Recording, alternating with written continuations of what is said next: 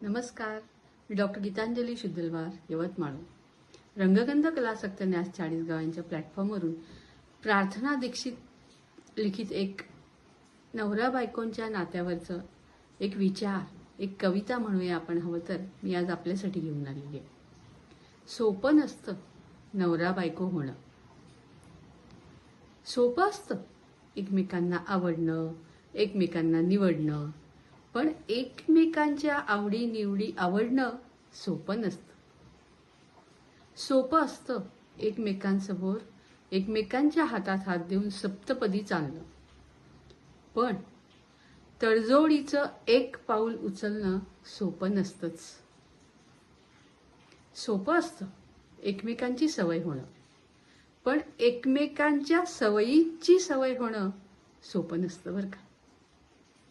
सोपं असतं एकमेकांच्या चुका काढणं, पण स्वतःची चूक मान्य करणं सोपं नसतं.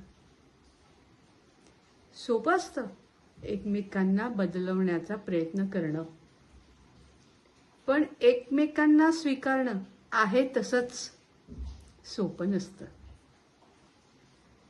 सोपं असतं एकमेकांचा विश्वासघात करणं, पण सोपं नसतं एकमेकांच्या विश्वासाला पात्र ठरणं सोपं नसतं.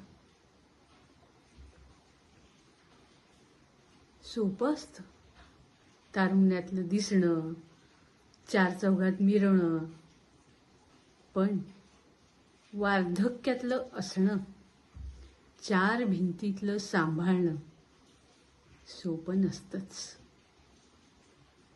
म्हणूनच सोपं मुळीच नसतं नवरा बायको असणं, सोपं नसतंच. तुमचा काय अनुभव आहे?